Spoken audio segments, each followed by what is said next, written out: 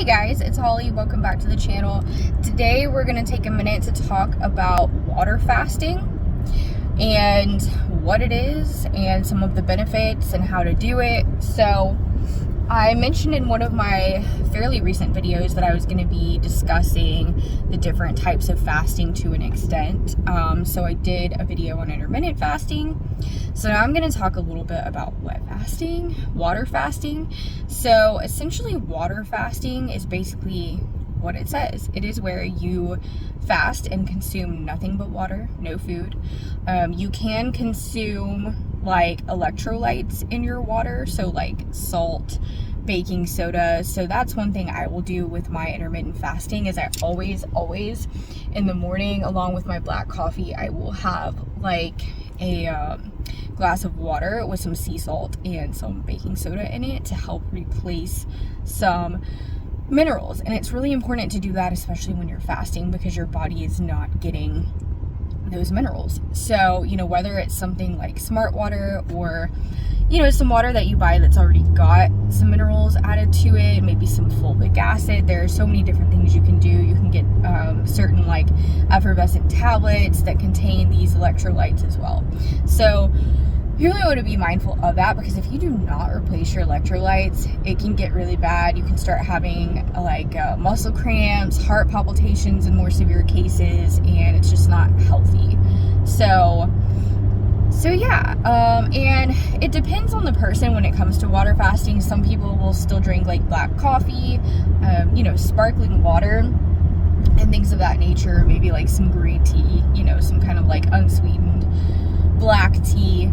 So things like that, it just depends on the person. I know for me, whenever I do my fasting, I do consume those things just because I need a little bit extra. As far as doing a strictly water fast, like nothing but water with electrolytes, maybe sparkling water, and black coffee, like I have to have the coffee. I can't live without it. So the longest I can go doing that type of fast is 12 hours, and it's pushing it for me to get to 12.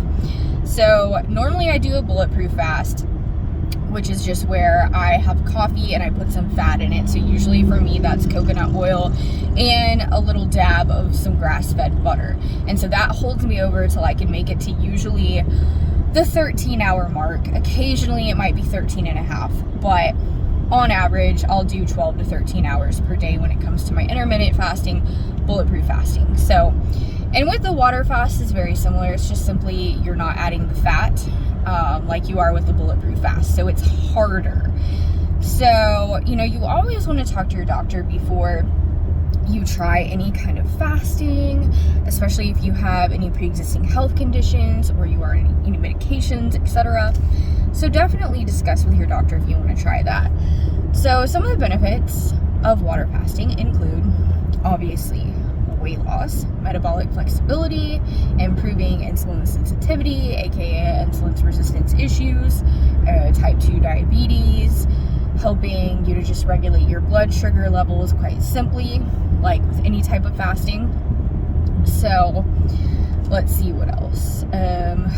Definitely reducing the visceral fat in your abdomen. So visceral fat is like the most unhealthy fat that you can get that collects on around your organs in your abdomen. So definitely the most unhealthy type of fat.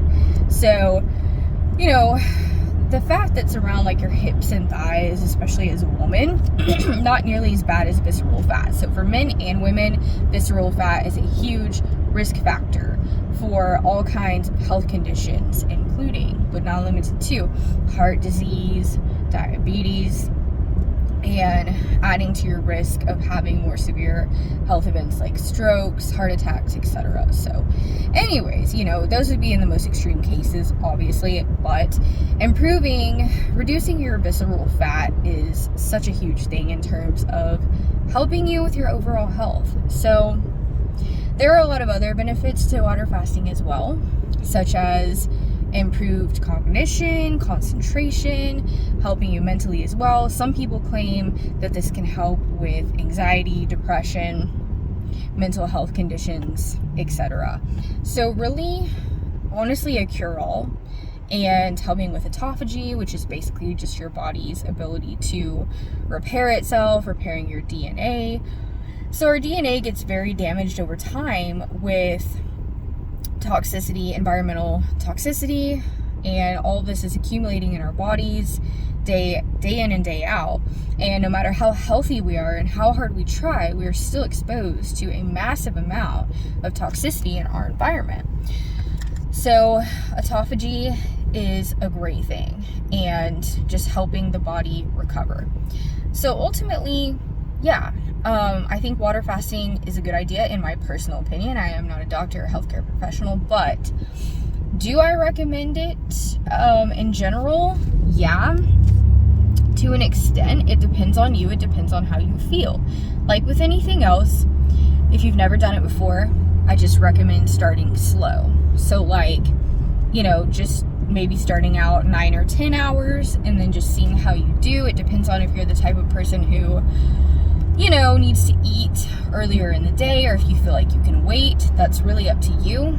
But if you start to feel really, really bad and you just don't feel good, like I say with anything else, just stop doing it. And that's always my recommendation. If something feels bad to you, just stop and, you know, eat something healthy, of course.